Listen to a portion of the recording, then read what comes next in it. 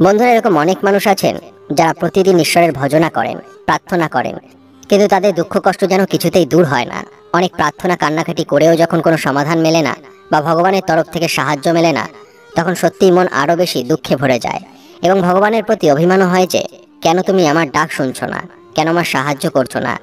এরকমটা আমাদের সাথে বহুবারই হয় যে যখন আমরা একটা জিনিস নিয়ে অনেক প্রার্থনা করেও কোনো ফল লাভ করি না, তখন ভগবানের প্রতি অত্যন্ত অভিমান হয়। ভগবান শ্রীকৃষ্ণ এই সকল সমস্যা থেকে বেরোনোর একটা দারুণ উপায় অর্জুনকে গীতায় বলেছেন, এবং সেটা যদি আমরা জীবনে মেনে চলতে পারি তাহলে আমরা যে কোনো পরিস্থিতিতে ভগবানের সাহায্য লাভ করতে পারবো। ভগবান শ্রীকৃষ্ণ একবার নারদ মুনিকেও এটা বোঝান যে কি করলে ভগবান শ্রীকৃষ্ণ তার ভক্তের ডাকে সাথে সাথে সাড়া দেন এবং সাহায্য করেন। তো আজকে ভগবান শ্রীকৃষ্ণের সেই মূল্যবান কথাগুলোকে এই ভিডিওতে তুলে ধরতে চলেছি, যা আমাদের প্রত্যেকের জীবনে অত্যন্ত জরুরি। তাই দেরি না করে চলুন ভিডিওটি শুরু করা যাক। ভিডিওটি শুরু করার আগে আপনারা যারা এই চ্যানেলে নতুন তারা অবশ্যই চ্যানেলটি সাবস্ক্রাইব করুন এবং বেল বাটনে প্রেস করুন এরকম আরও অনেক নতুন ভিডিও দেখার জন্য। এবং ভিডিওটি দেখে যদি ভালো লাগে তাহলে অবশ্যই একটি লাইক করবেন এবং সবাইকে শেয়ার করবেন যাতে তারাও ভিডিওটি দেখে উপকৃত হয়, এবং কমেন্টে জয় শ্রীকৃষ্ণ লিখতে ভুলবেন না। এবার চলুন কাহিনীটি শুনে নেওয়া যাক।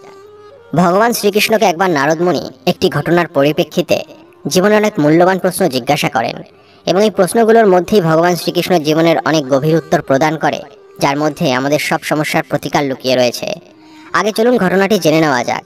ঘটনাটি হলো, এক গ্রামে দুজন ভিখারি ছিল। একজন ভিখারি দেশের রক্ষকের জয়গান করে ভিক্ষা করত, ভগবানের নাম ভুলেও মুখে উচ্চারণ করত না। অন্যজন ভিখারি সবসময় ভগবানের নাম করে ভিক্ষা করত। দেখা যেত প্রথম জনের ভাগ্যে ভালোই ভিক্ষা জুটত, কিন্তু যে ভগবানের নাম করে ভিক্ষা করত তার নিত্য ভিক্ষা জুটত না।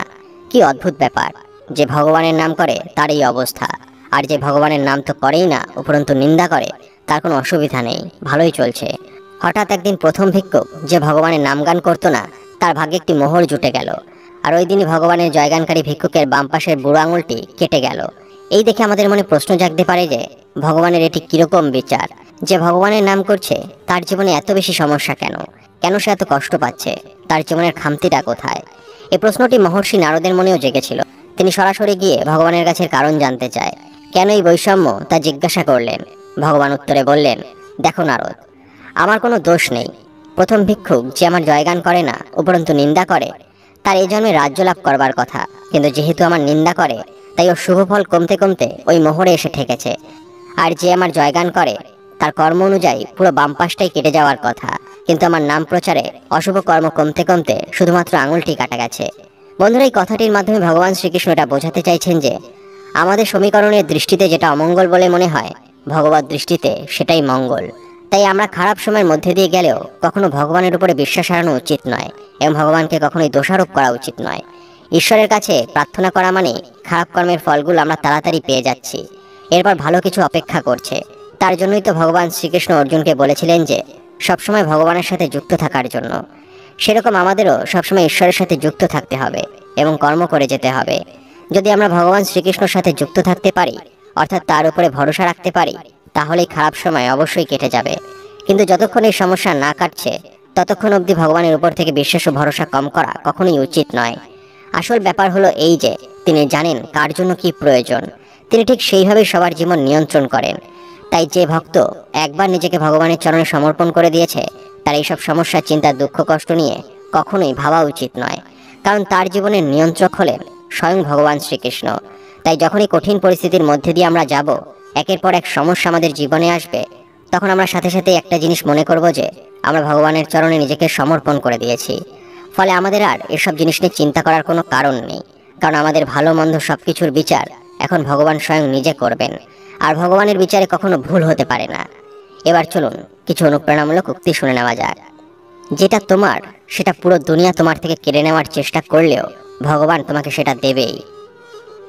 কিছু লোকজনকে ছেড়ে দেওয়া এই জন্য জরুরি হয়ে যায় কারণ আমরা যদি তাদেরকে না ছাড়ি তাহলে তারা আমাদের অবস্থা খারাপ করে দেয়। সেই সব লোকজন হঠাৎই বদলে যায় যাদের আমরা প্রয়োজনের থেকে বেশি সম্মান দিয়ে ফেলি। আমি তার জন্য সবসময় প্রার্থনা করা ছেড়ে দিয়েছি, যে ভালোবাসার কোনো কদর জানে না তাকে প্রার্থনার মাধ্যমে কেন চাইব। যে একবার পড়ে গিয়ে সামনে নিতে পারে সে আসলে জীবনটাকে বুঝে গেছে। যখন কাউকে হারিয়ে ফেলার সময় আসে তখন তাকে পাওয়ার মূল্যটা বোঝা যায়। জীবনটা তুমি বাঁচার জন্য পেয়েছো, লোকে কি ভাববে এটা ভেবে তুমি তোমার জীবনটা নষ্ট করো না। গন্তব্যটা সহজ হয়ে যায় যখন কোনো আপনজন সাহস দেখিয়ে বলে যে তুমি টেনশন নিও না, সবকিছু ঠিক হয়ে যাবে। হে ভগবান, আমাকে কারোর উপরে বোঝা করে দিও না। যে আমার থেকে দূরে থাকতে চায় তাকে প্রথমেই আমার থেকে দূরে করে দিও। তুমি যদি চাও সারা জীবন ধরে কেউ তোমার পাশে থাকুক, তাহলে তাকে কখনো বলো না যে তুমি তাকে কতটা চাও। অহংকার করাটাও আবশ্যক যখন কথাটা অধিকার সম্মানের চরিত্র নিয়ে হয়। বিনা কারণে এখানে কেউ কাঁদে না। দুঃখটা যখন গভীর হয়, চোখের জলটাও তখনই পড়ে। কিছু লোকজন হারিয়ে ফেলাকে ভালোবাসা বলে, আবার কিছু লোকজন পেয়ে যাওয়াকে ভালোবাসা বলে, আর আমি সত্যি মন নিয়ে পাশে থাকাকে ভালোবাসা বলি। জীবনে তো প্রতিদিনই নতুন সমস্যার সৃষ্টি হয়, আর এখানে সেসব লোকজনই যেতে যাদের চিন্তা ভাবনা অনেক বড় হয়। দেরি হয়, কিন্তু ঠিকই বোঝা যায় কি আসলে কেমন সেটা চেনা যায়। কিছু লোকজন ওপর থেকে দেখায় যে তারা আপন, কিন্তু সঠিক সময় আসলে তারা আসল চেহারাটা সকলের সামনে ঠিকই চলে আসে। একা হওয়া আর একা কাদা মানুষকে ভিতর থেকে অনেক মজবুত বানিয়ে দেয়। তুমি কারোর জন্য যাই করে নাও না কেন, যে ঠকানোর সে তোমাকে ঠকাবেই। ভগবানের থেকে মৃত্যু চেয়ে নিও, কিন্তু একজন মানুষের থেকে ভালোবাসা কখনো চেয়েও না। এরকম মানুষের থেকে দূরে থাকো যে তোমার সাথে থেকে শুধু নিজেদের স্বার্থ পূরণ করতে জানে। নিজের ছবি, নিজের ব্যবহার আর নিজের চরিত্রের উপরে সবসময় ধ্যান দিন, কারণ এদের বয়স তোমার বয়সের থেকে অনেক বেশি হয়। আমাদের মরে যাওয়ার পরেও এগুলো মানুষের স্মৃতির মধ্যে বেঁচে থাকে। জীবনে অনেক সময় এমন জিনিস বা ঘটনা হয় যা আমাদের অনেক কষ্ট দেয়, দুঃখ দিয়ে যায়। তখন এরকমটা মনে হয় যে আমরা এমন কি কাজ করেছিলাম যার জন্য আমরা এমন শাস্তি পাচ্ছি। কিন্তু অনেক সময় যখন আমাদের সাথে খারাপ হয়, তা ভালোর জন্যই হয়। সেই সব স্মৃতিকে যত্ন করে রাখো যা তোমার চোখে চমক সৃষ্টি করে। তাদেরকে যত্ন করে রেখো না যা চেহারায় চিন্তার ছাপ নিয়ে আসে। নিজের স্বভাব শূন্যের মতো রাখো। হয়তো তোমাকে কেউ গণনার মধ্যে ফেলবে না, কিন্তু তুমি যার সাথে দাঁড়িয়ে যাবে তার মূল্য বাড়িয়ে দেবে। কেউ যখন অসাধারণ হওয়ার জ্ঞান অর্জন করে, তখন সে আসলে আর সবার মতো সাধারণ হয়ে যায়। আমি এমনভাবে পা ফেলি যাতে মাটির বুকেও আঘাত না লাগে। আমার তো কাউকে দুঃখ দেওয়ার কথাই নয়।